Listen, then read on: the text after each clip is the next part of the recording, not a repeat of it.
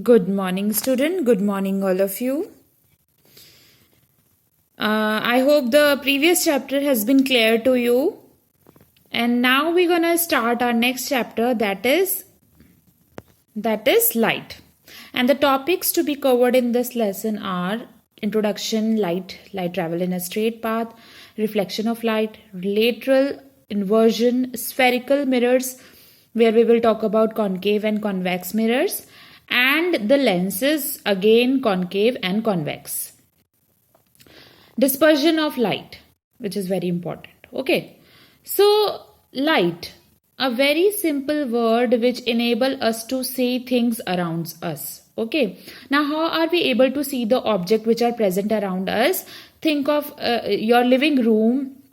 You are able to see your table, chair, and bulbs, the fan, the television, the clocks. You are able to see everything clearly. So you know what is helping you to see these things? If you don't know, what you do is just switch off the light of your room, especially in the night. Will you be able to see anything around you? Of course not. So this shows that light is play a very important role in order to see things. So light is something which enable us to see. And that is so vital. It is very important. Okay. So light help us to see things. So now the question is, what do we see?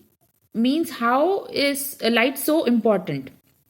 Because we see the beautiful scenery around us, we are able to read our book, we are able to walk, we are able to play, enjoy looking at other animals, other creatures, and this is all because of the presence of light. Now I could not say that light is the only thing which is required in order to see. There are other things as well. For example, we need our eyes. So eyes should be functioning well in order to able to see anything. So light play an important part in order to see things. But light is one of the most crucial thing also, because if light is not there, we will not able to see things. Okay. Now, when you think of the light, what are the different type of light that comes to your mind? So one primary thing that comes to your mind is sunlight. So the ultimate source of energy for all the life things. So everybody needs sunlight. In fact, if there is no sunlight, the plants would not survive, because plants would not be able to, prepare their food. So they undergo photosynthesis, and for that they need sunlight. So sunlight is something which is very, very important for all living things. So that is one thing. We can think of the light from a bulb also. You can also think of the light from a diya or a candle or a diya. See, okay. So you can also think of the traffic light. And when you compare each of these lights, do you think all of them are similar? Now, sunlight is very much different from that of the traffic light. So traffic light is also light, but that is its look and feeling is an appearance is very much different from the sunlight. Okay. Again, if you compare the light from the torch and the light from a bulb, do you think both of them are exactly similar? No, they are also different from each other. So there are various sources of light, various objects there which produces light, and they enable us to see things. Okay. So when we talk about the light, we always talk about the vision, because we see that light gives us vision, but it is not the light alone. There is a package which all together help us to see objects around us. And of course, the first thing is light, second is eyes, and the third is brain. So it is not only the light which is needed, but there are certain parts of our body which need to be functioning the right way in order to see things. So one important thing is our eyes, second is our brain. So basically inside our eyes we have a lenses which help us in forming images of various objects, and that's how we are able to see things.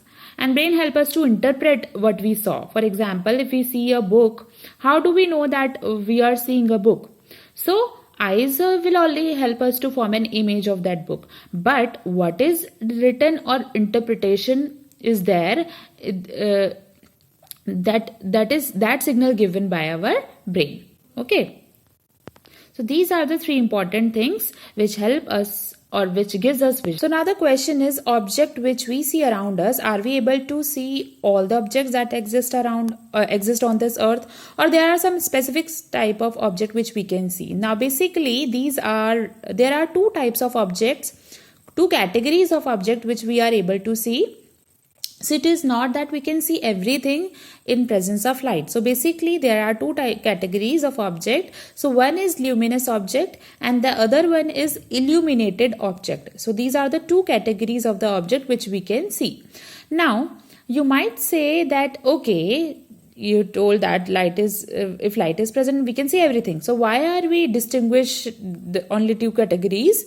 Okay, now these two categories are also related to light. So luminous objects are those objects which are able to produce their own light. For example, the sun.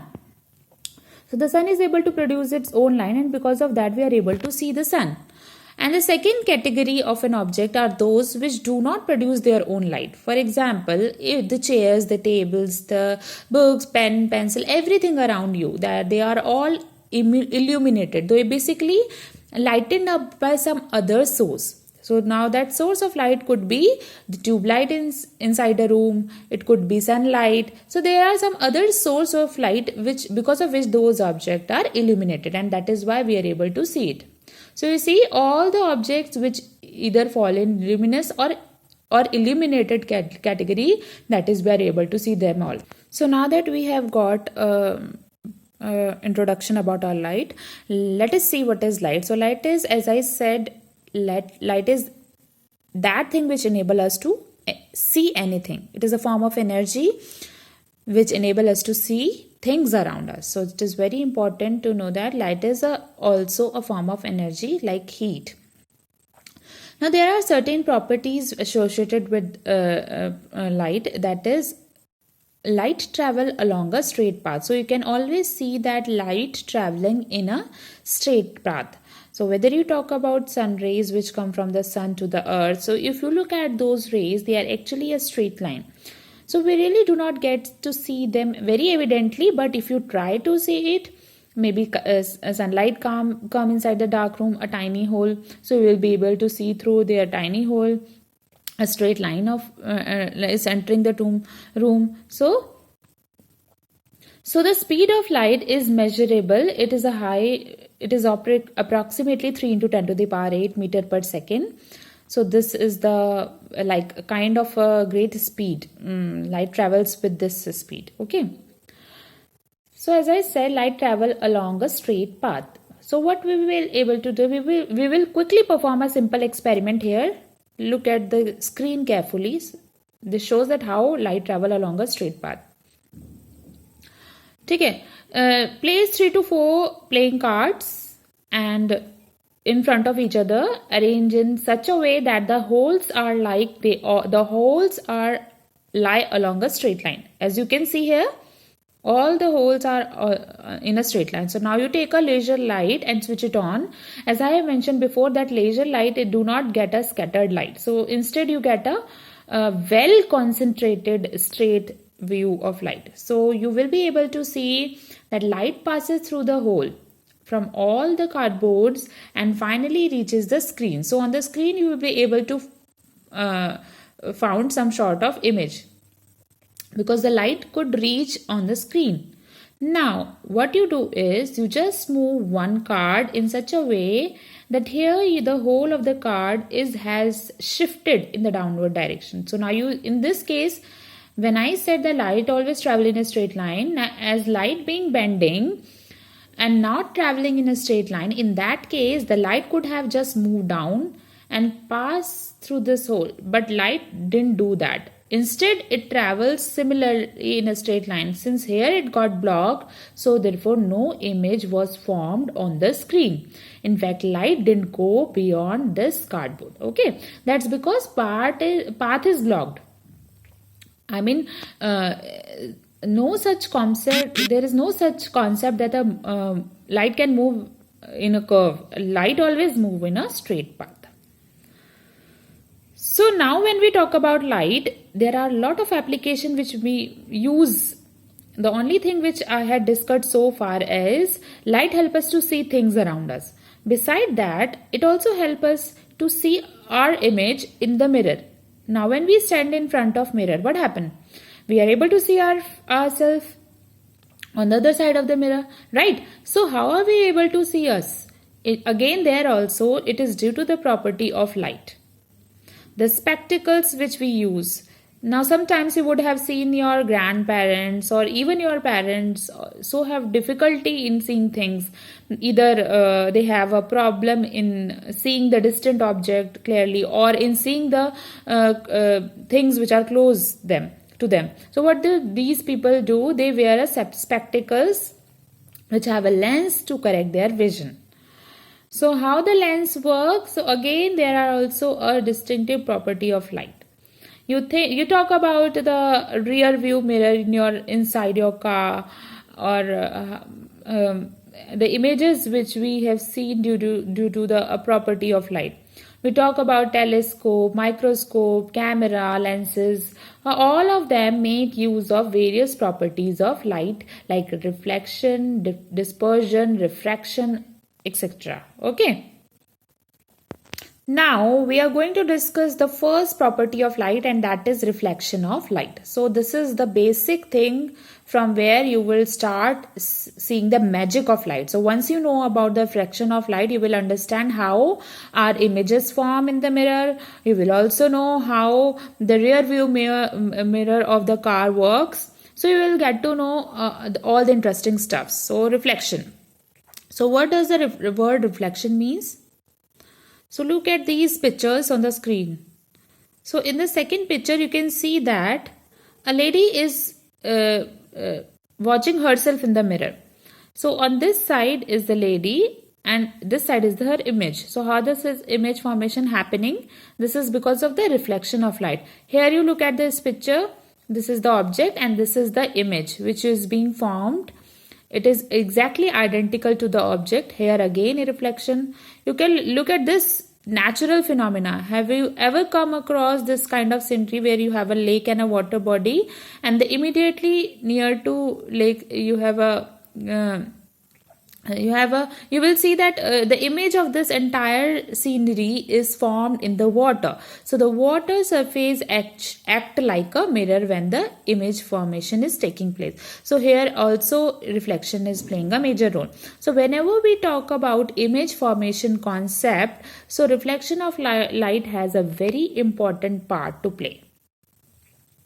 So let's understand what exactly a reflection of light is. So it is the bouncing back of a ray of light when it strikes a boundary between different media through which it cannot pass. Okay. So let's say that ray of light fallen on the surface and after that it bounces back in this direction.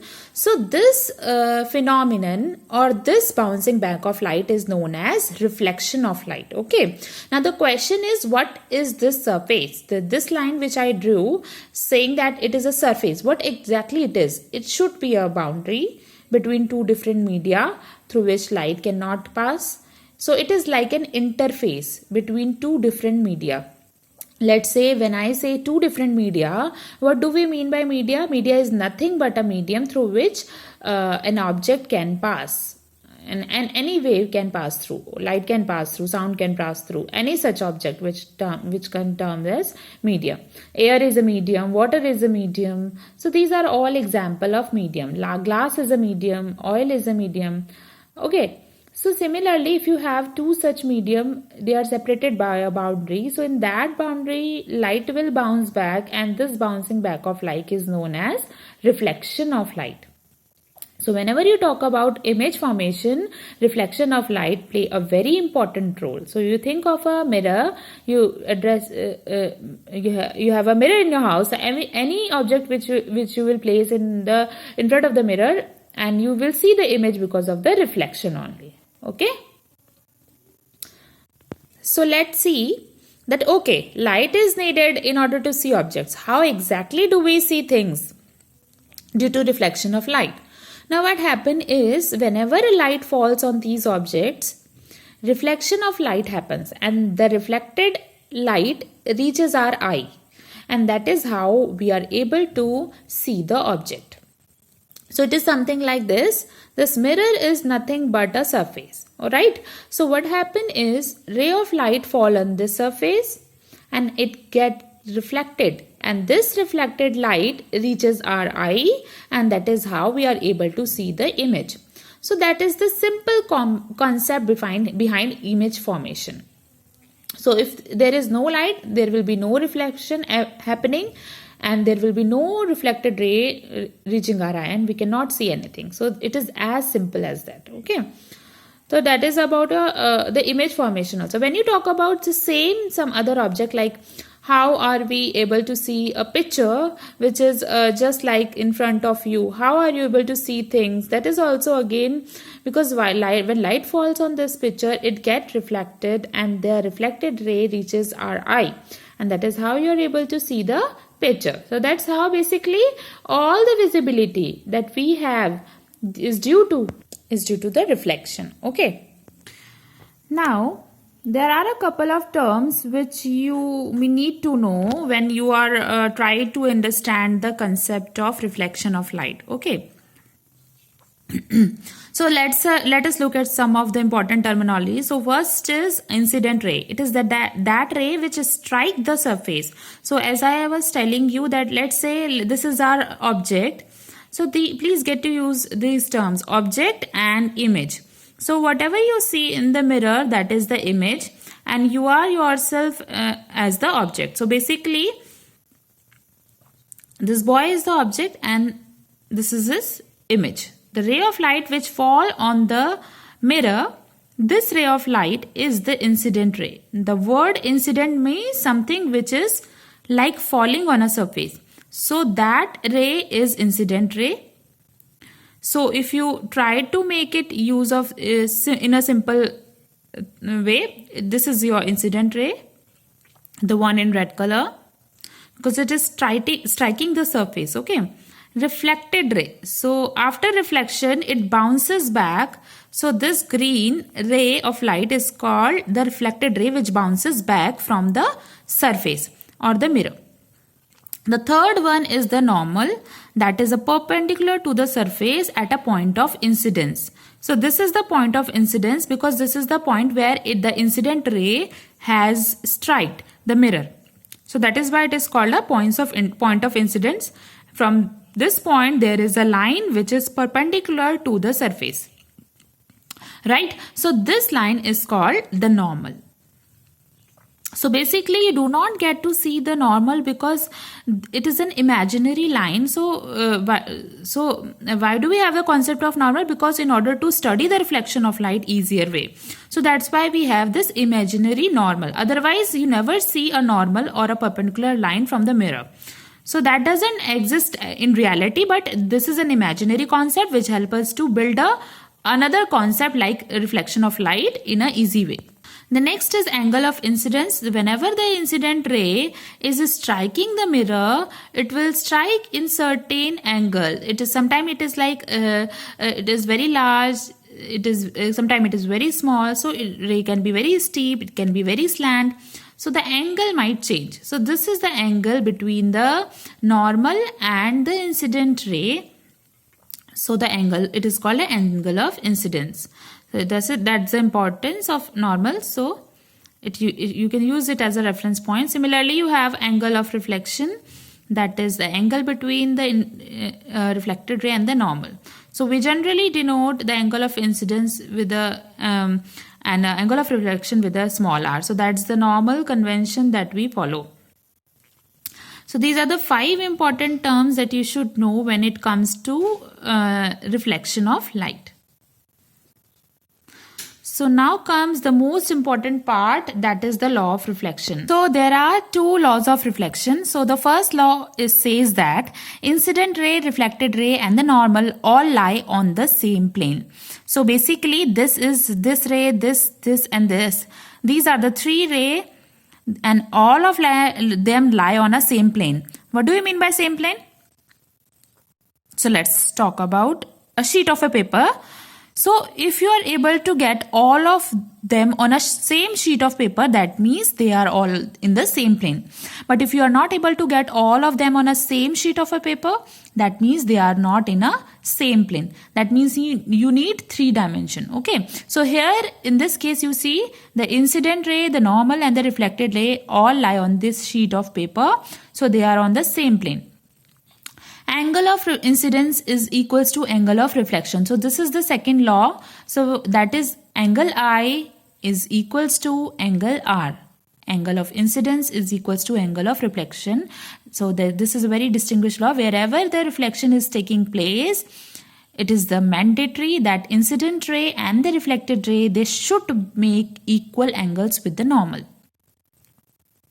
So you might say that, okay, just telling a few law, why should I believe it? Why should I say that it is right? So let's try to prove it. So let's do something like this. You take a glass, plain glass, okay, glass surface, and put it on a table. You take a laser light. When you switch it on, a straight beam of light fall on the surface and it gets reflected in this direction. Okay. Now what do? You keep changing the orientation of the incident ray. So as you change the orientation of the incident ray, what is actually happening? The angle of incidence also changing. Okay. So here it is the normal. This is the place where the normal. Okay. So let's say this is a normal, and as you change the orientation, initially this is the angle, and now this is the angle. Now the angle is this. Okay. So when you change the angle of incidence, what do you observe? That as you changing the orientation of the laser beam, the reflected ray also change. So in this case, this was the reflected ray. And if you actually measure these two, you will see that they are equal. So as the angle of incidence is changing, the angle of reflection is also changing. Okay, and both the angles are always remain equal. So now we're going to talk about the mirrors, different type of mirror and lenses. First we talk about plane mirror. So plane mirror with a flat reflective surface. Okay, they have a flat surface, so something like this. The plane mirror, the dressing table mirror, they are all plane mirror. So when you stand in front of the plane mirror, what do you see? You are able to see yourself. Now the image which is formed, that is exactly like you. It is of the same size as you. The height remain the same. Your features remain the same. So it means everything remain the same. You will actually able to see the image which is exactly identical to you. So now let's see how image formation by plane mirror happens. So look at these pictures on the screen. So this is the object which you have a flower vase, and from this you have the rays of light. These are the incident ray which are fallen on the surface, and the surface is nothing but the mirror. Now why are the incident ray falling on the object? These incident ray are falling because it is an illuminating object. That means it doesn't produce on its own light. The light falls on it, then reflection happens. Correct. So these rays fall from this mirror, from this object to the mirror. As soon as it fall, what happens? The mirror has a reflective surface or a smooth triangular surface where reflection happens. You see each of these each rays get reflected. So these are reflected rays. And this is the point where the image is formed. So basically the image is always formed at that point where all the reflected rays meet. Either the rays meet really or they meet virtually. So that it doesn't matter. Okay. So you will say that the point where the reflected ray meet. So if there is no reflection happening, there will be no image formation. So that is why it is very much important for the phenomenon of reflection of light to take place in order to see the image of an object. Okay. So this is like the basic concept, and I hope it is clear to you. Thank you, students.